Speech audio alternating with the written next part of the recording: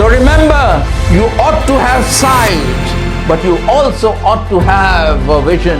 Indeed, vision is seeing what is invisible. Every time you see something, make a quest to create a vision. When vision is strong, life is vibrant.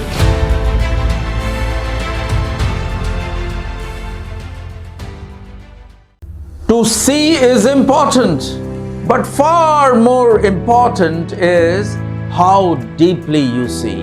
It is what you see that matters little, but what matters more is how deeply you see.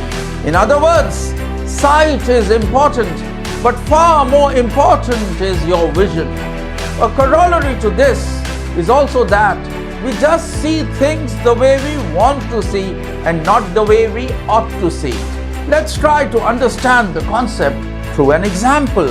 Recently, there was an elaborate celebration of 75 years of independence from the British, and almost every house took pride in that independence and displayed the national flag in their houses. For most of us, what we were seeing was only the national flag and we were taking pride in it. But perhaps many of us were not knowing the vision behind it. And the vision was to perceive and to find out intrinsic elements which led India to becoming a slave nation, and thereby to find remedies so that this never happens again. The relevant question to analyze here is, so how did just 1,000 Britishers enslave India of 25 crore people? सिर्फ 1000 अंग्रेजों ने उस वक्त के 25 करोड़ वाले भारतवर्ष को गुलाम कैसे बनाया? तलवार चलाकर? जी नहीं, तिजोरी खोलकर। Thus, to understand today's freedom, you have to find out who was to blame.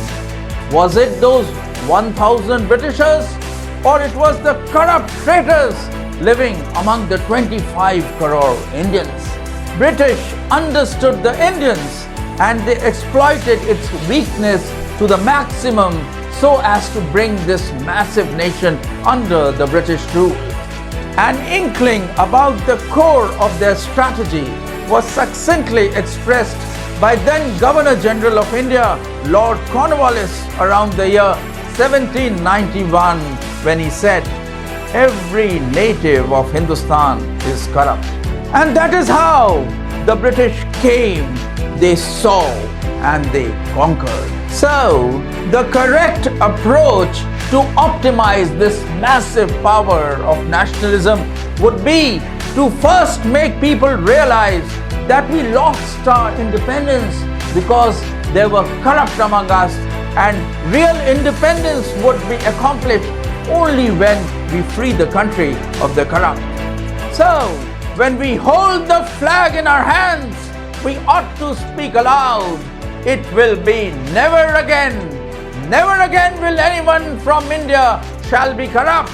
Never again shall we lose our nation at the hands of the corrupt. The question which naturally emerges from this is, are the people of the country taking a pledge to not to allow corrupt rule the country?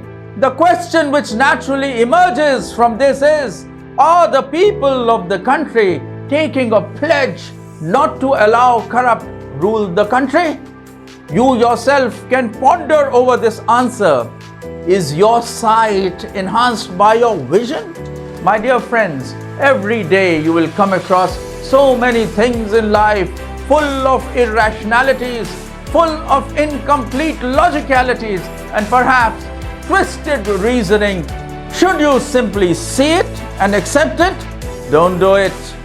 When anything is shown to you, then you invoke your vision and apply your mind on what is being shown, and whether you are shown the truth or the full truth or a lie painted with truth. Remember, you cannot depend on your eyes when your vision lacks the depth it ought to have. So I would exhort the people to take a resolve. We lost our flag because the corrupt sold it. Now never again shall we let the corrupt sell our flag. आज भी हर भ्रष्टाचारी अपनी आत्मा बेचकर कहीं ना कहीं हेर्शी बेच रहा है। So remember, you ought to have sight, but you also ought to have a vision. Indeed, vision is seeing what is invisible. Every time you see something, make a quest to create a vision. When vision is strong, life is vibrant.